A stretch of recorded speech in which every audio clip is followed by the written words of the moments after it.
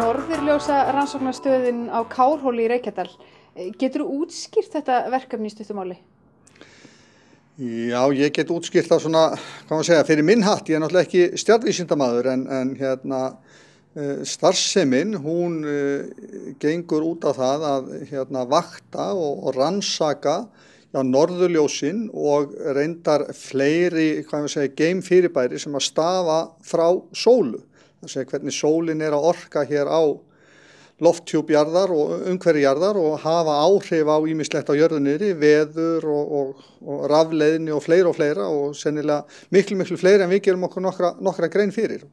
Þetta eru þetta rannsóknir sem hafa verið stundaðar allan heim áratugum saman af flestum svona, hvað maður segja, stærri þjóðum og þeim sem hafa bolmagn til þess að stunda þessar rannsóknir.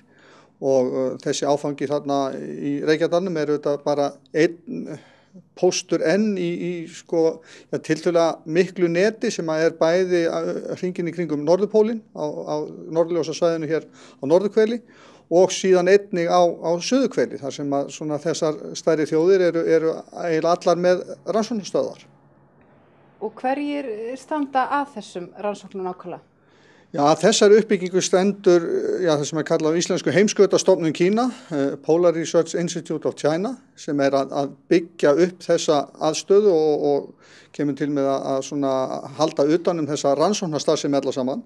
En hún er í samstarfi við íslenskar rannsóknarstofnanir, Raunvísindastofnun Háskóla Íslands og síðan heldur Rannís utan tengsl annarra stofnana, ýmissa þekkingarstofnana í landinu við þetta og kemur fram fyrir hönd stjórnvalda í þessu samstarfi og þetta starf er allt byggt á rammasamningum þjóðana vísindasamstarf sem er meðal annars undirritað af æðstu embættismönnum og stjórnmálamönnum beggja ríkja.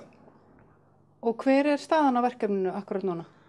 Já, staðan er þannig núna að við getum sagt það fór á stað í fyrra haust fyrstu mælingar í bráðabirgðaaðstöðu sem hefur nú verið fjallað Við erum í þeim fasa núna erum komin býsna langt með að hanna umgjörðina, þar að segja að það er byggingar sem menn vilja byggja þarna til þess að hýsa aðstöðuna sem á að koma upp og það er mikilvægt að hafa það í huga að það menn bæði að tala rannsóknaraðstöðuna en menn er að tala líka verulega veglega aðstöðu til þess að kynna þetta almenningi og ferðamönnum. Menn er að tala þarna stóra gestastofu sem verður sett sýning þegar að því kemur og síðan einnig fyrirlestrasal, þannig að það er lagt mjög mikið upp úr því að það sé hægt að kynna niðurstöður og þetta starf þarna bæði fyrir vísindamönnum en ekki síður almenningi og þar með talið ferðamönnum og það eru þetta ótal tækifæri sem liggja í því fyrir þá atvinnugrein hér á svæðinu að geta tengt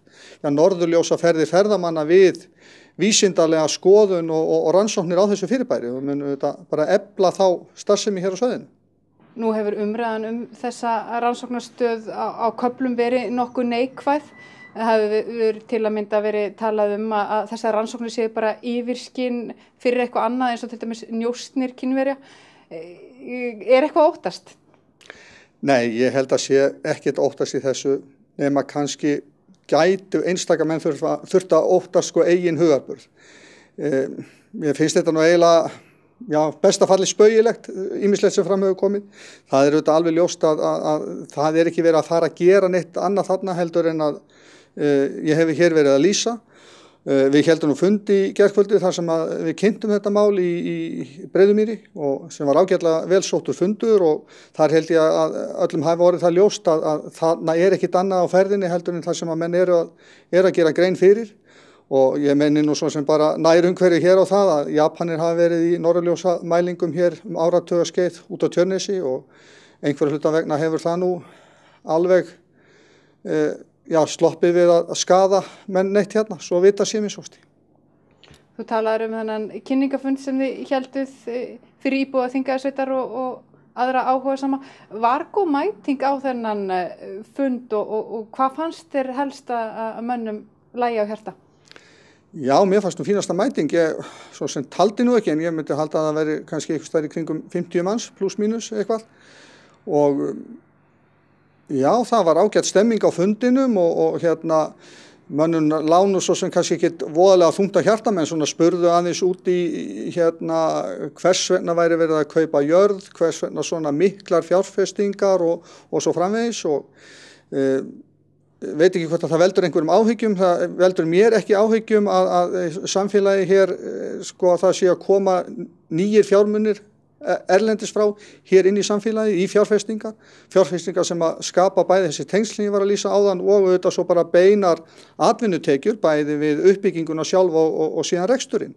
Og síðan voru menn auðvitað bara að velta fyrir sér hlutum sem að snera því hvernig eigum við að nálgast þetta hér heimamenn þannig að við svona, hvað maður segja, hámörkum okkar ávinning af þessari uppbyggingu og þá bæði auðvitað tengt á þekkingarstarfsemi en auðvitað kannski ekkit síður tengingar út í aðrar atvinnugreinar. Verða Kínverjar áberandi hérna á svæðinu þá með tilkomu þessara stöðvar eða? Ég býst við að þeir verði meira áberandi en hafa verið, já, og eins og ég sagði einhvern tíðan í viðtali að auðvitað eru 4-5 Kínverjar meira áberandi upp í Reykjadal heldur en þeir væri á gangi á Laugaveginum, einfaldlega vegna þess að það eru miklu fleiri þar á ferðinni. En ég á vona því á næstu árum og jafnvel áratugum auðvitað verði bæði kínverskir og ýmsir vísindamenn frá öðrum þjóðernum tiltölulega áberandi. Það bara ætla ég rétt að vona í framhaldi af þessari uppbyggingu.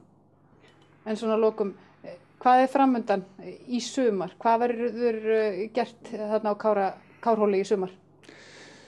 Já, við eins og ég sagði áðan, við erum í svona undirbúningsfasa í hönnunni, henni ekki að fullu lokið. Þetta eru svona, það eru mörg sjónarmið og þeir hafa auðvitað mjög ákveðna skoðanir það hvað þurfa að vera þarna og þeir eru svona að vinna okkur í gegnum þá þarfagreiningu en hún nú svona býsna langt komin þannig að við erum komin svona umgjörðina getum við sagt.